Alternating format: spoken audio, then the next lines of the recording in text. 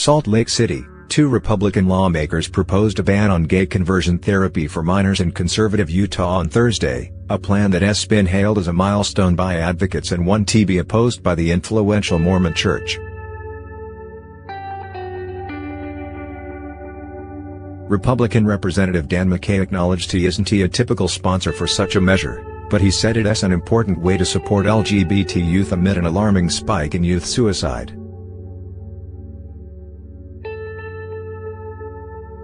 "This is the Utah we want. This the Utah we all going to fight for the rest of our time, so we deliver a place to you that you are welcome," he said.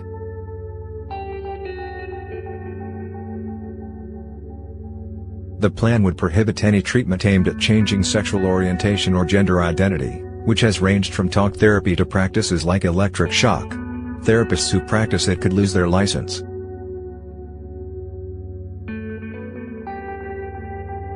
Conversion therapy has been proven to be not effective, and is particularly harmful to youth, said Republican chief sponsor Representative Craig Hall.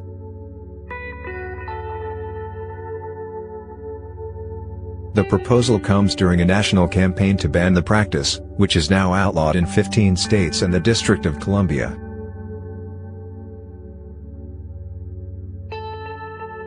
There has been pushback with lawsuits challenging the bans as violating free speech and religious freedom rights. Appeals courts have upheld the bans so far, though a recent U.S. Supreme Court ruling on professional speech could give new life to the lawsuits, said Matt Staver with the Conservative Liberty Council.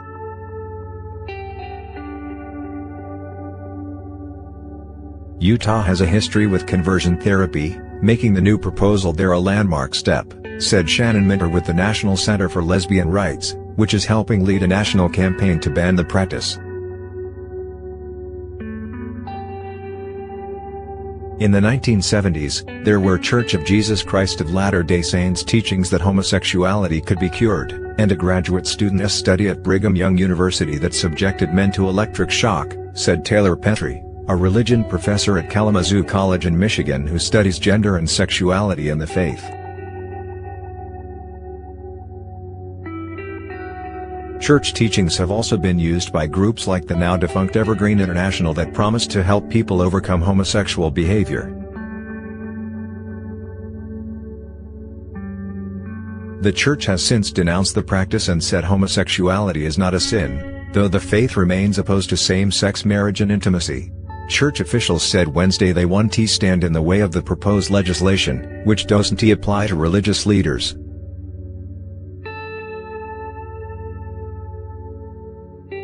Those who have been through conversion therapy, like 19-year-old Nathan Daly, said it leaves them depressed and can lead to suicide attempts.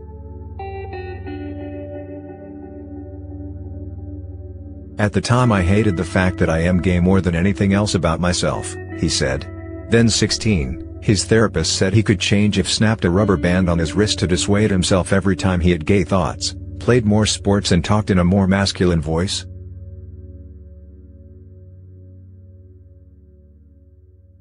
It didn't work, and led to a downward spiral, though he has pulled himself out.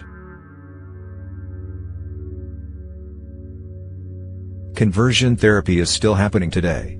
It is harmful and it still affects me in multiple ways every day, Daly said.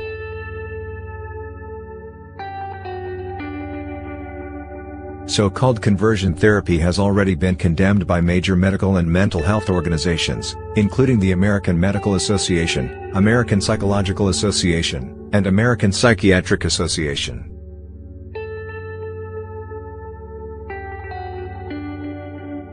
Utah State Senator Derek Kitchen, an openly gay Democrat, applauded the Republican-sponsored measure.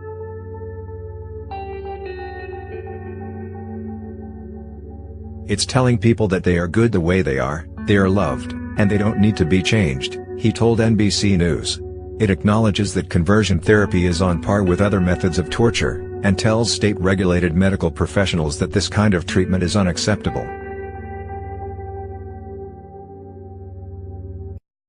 Follow NBC Out on Twitter, Facebook, Instagram.